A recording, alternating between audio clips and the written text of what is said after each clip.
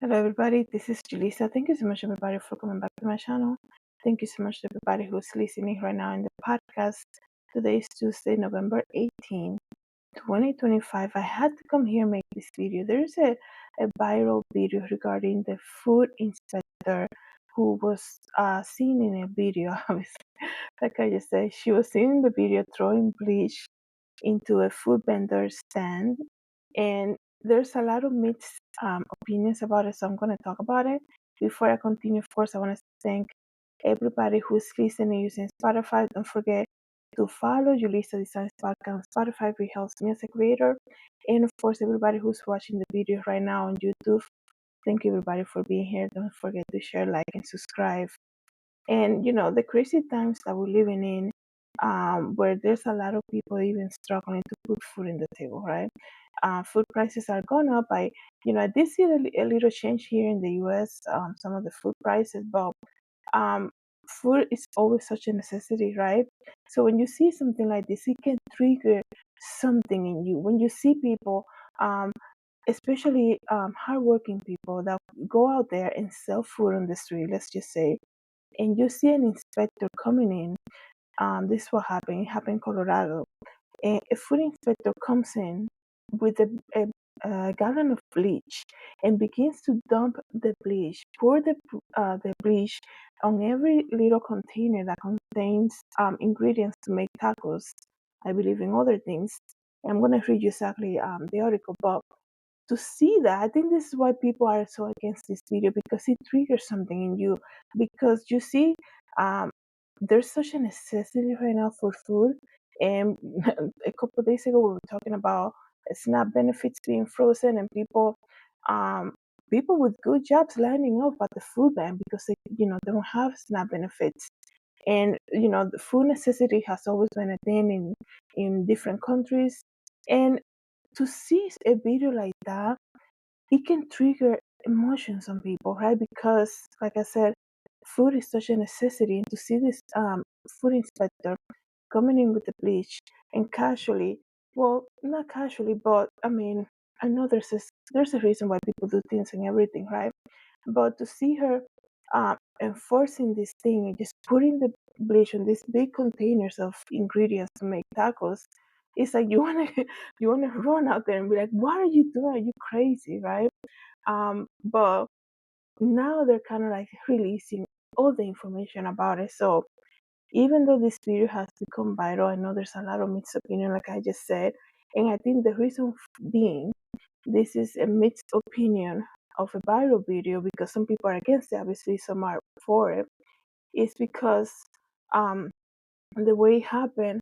But when it comes to doing something like this and to kind of hearing the story behind it, you kind of that kind of makes sense. It's just that the video is triggering. The video triggers you. It brings you to kind of like an emotion that, like I just told you, of like, wait, don't do that. So let me read to you briefly exactly what it is. I don't think I'll be able to put the video here on YouTube because it's not my video, but I'll see if I can screenshot some of the stuff. The city of Denver says an employee seen in a viral video putting bleach into a street vendor's food was taking an extreme measure in response to the extreme and repeated violations of the public health code. So they're calling it, you know, it's an extreme measure, but kind of like it's nothing, it's a different approach. Maybe that could be it. Um, so let's continue to read. The video circulating social media is from an enforcement action that happened this past Saturday against the street vendors Taco Colorado at Colorado Boulevard and Evans Avenue.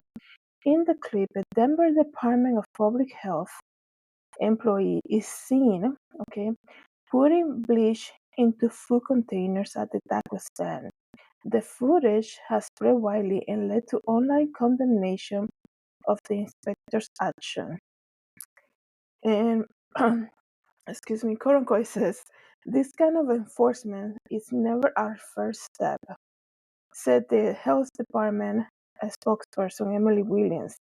It does look extreme, but the situation itself was very extreme. According to Williams, the Taco Colorado has been repeatedly cited for operating without a license and repeated food safety violations.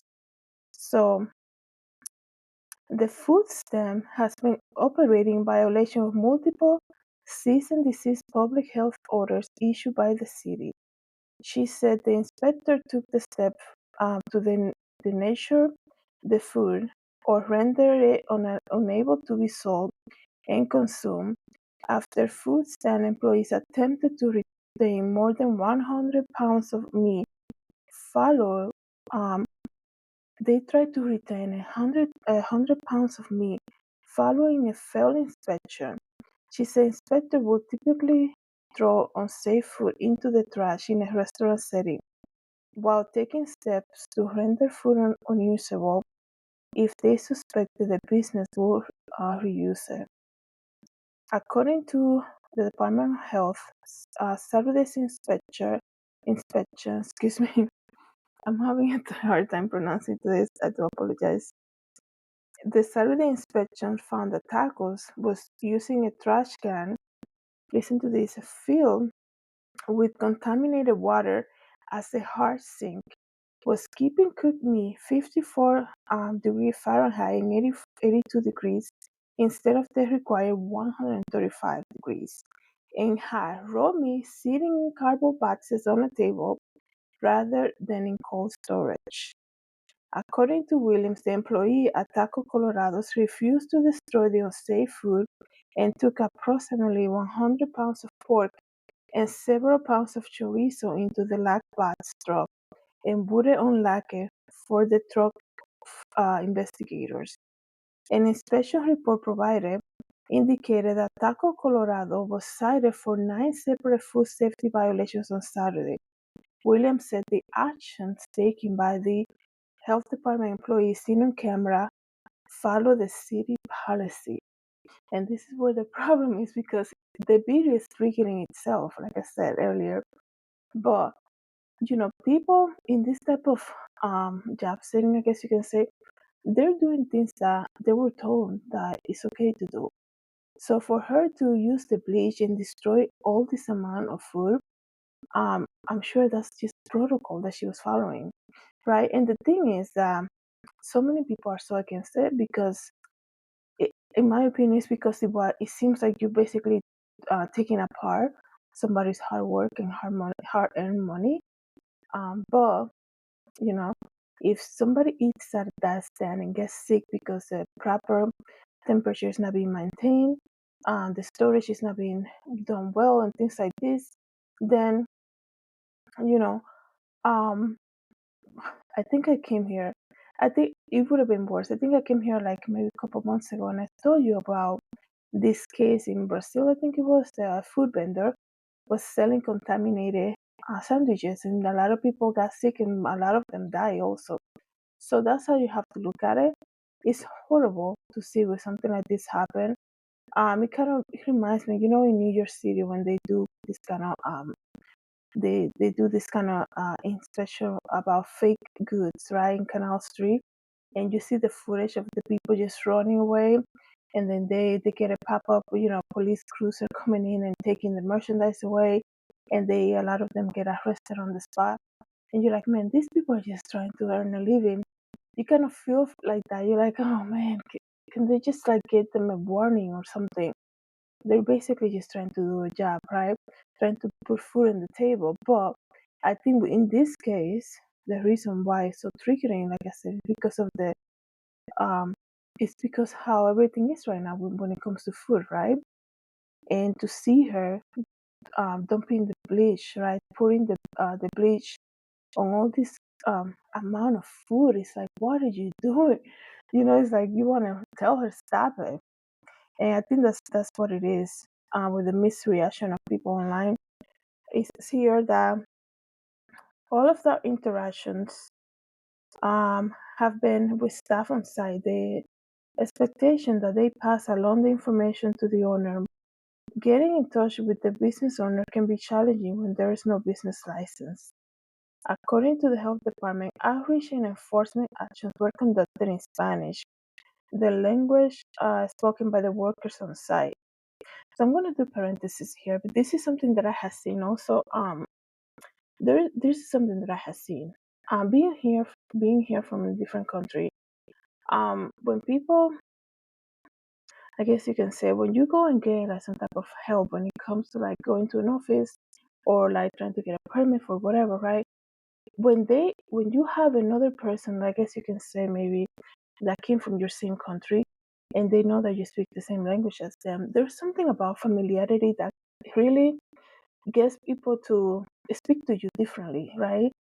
Um, just because you know we can communicate in the same language doesn't mean that you can disrespect me, right? And I think when I saw the video, this is just my observation quickly.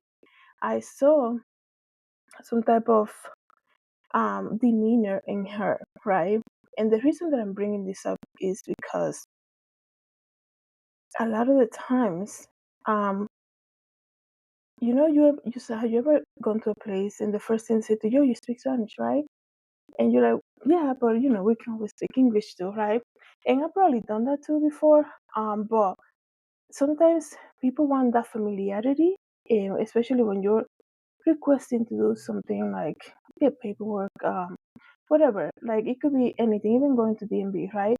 The way they communicate with you because they already made it familiar. Like they want to know, oh, you're from this country, me too, and like I also speak Spanish, and let's why don't we all just speak Spanish, right?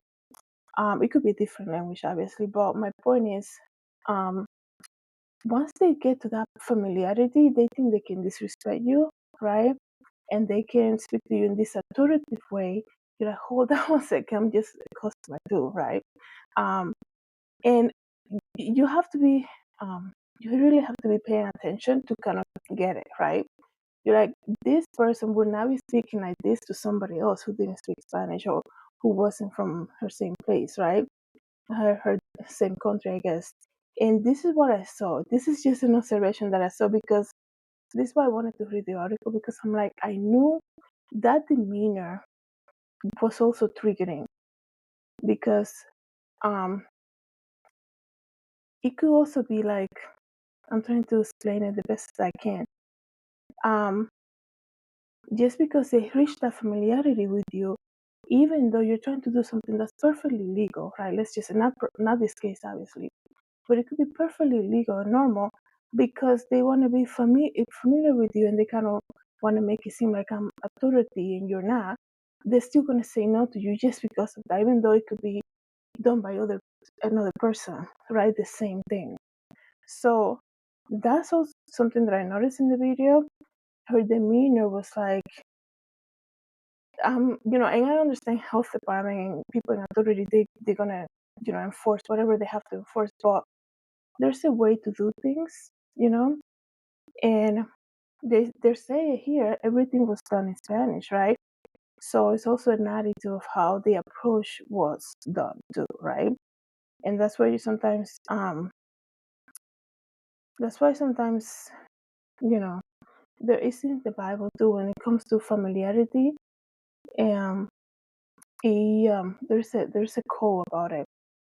Familiarity leads to contempt or something like this. I don't remember, but that's something else. Something that I notice a lot, right? You can walk into a place and the people want to say something like you can, or they make it seem like you're asking for like the world, come bring down the moon for me, and like it's something so simple that they can do for everybody else, but because they're familiar now with you, because you have this quick conversation, they want to make it seem like it's impossible, right? And you're like, hold on, are you just saying that? Or this can be done, or you're just trying to be authoritative over me, right? So that's just an observation there. It says here that according to Williams, outreach and enforcement actions were conducted in Spanish, the language spoken by workers, right? And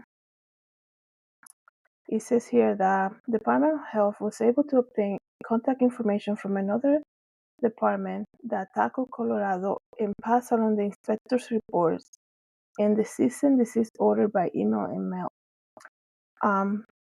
My whole point, what I was saying just now, is that even reading this more and more, one thing is that yes, I come with authority if this is what it should be done, but just because we might come from the same country, we might speak the same language, you can still communicate that with me to me with respect.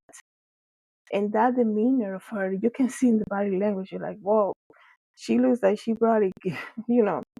I mean, I hope I'm wrong, but it's in the video. It's almost like they'll speak to you in a different kind of way just because there's a familiarity there. But let me know, guys, what you think about this. Um, like I said, online, this is a viral video. Online, there's a lot of back and forth. People are saying she should have never done that, this and the other. But kind of after reading everything, they already have been warned about it. They already were given cease and desist order. They're in violation. You think about it. If you're gonna eat that food and you get sick, right? And they had a lot of ingredients, so they were planning on selling a lot, which is so sad because they spend all that money and they don't keep maintain it properly, right? The meat temperature. So you can imagine they're gonna lose all that money. They're gonna get fined. They're gonna destroy the food. There's nothing can be done, right? Because it's not safe enough. It's not. It has not been kept enough safely to give it to somebody else or like give it to people for free, but because it's food, right? It's almost like if you see the merchandise taken away by the vendors, by authorities on Canal Street in New York or wherever, that can probably be given away. Side note here, when I used to work retail, and I used to work for a company, I'm not going to say the name. And the thing with that company was that's why I left too. They copy a lot of designers, and I didn't feel like being a designer myself. I didn't feel comfortable being there because they copy designers, and to the point that every other day, and this is, so it happens so often. I remember this. It will be like, okay, we have to destroy like, 50 of the dresses because a designer is suing the company because we copy off their design. And I was like, oh, wow, that's crazy. And the manager will go in the back and basically cut off all the dresses apart because it was made out of a copy, right? And they were being sued. And like I said, this happened often, right? And you kind of feel bad, I mean, they could have given the dresses to the homeless or something like this, but that's just something that they have to do. And in this case, they cannot sell the food, they cannot give it away because it wasn't kept properly in the temperature. It wasn't kept safely, right? So that's why the bleach was used. But there's a way to do things, right? Maybe take the food off the table, put it in the back, or mark it and be like, you get a Sharpie, mark every bucket, whatever that was on the table, take it to the back, get your bleach and whatever you have to do, and deal with it like that, right? Seal the session off and be like, nobody's buying from this place. Take everything to the side or something. But going around putting bleach like it's another ingredient that you're adding, it triggers people, especially the way everything is right now. It's a trigger, and the way also her demeanor too. Like I said, I wonder how she communicated this information to them, right? Because there's always a way to do things. So let me know, guys, what you think. Thank you so much, everybody, for coming to the channel. Thank you to everybody who's listening to the podcast. Have a good day. God bless.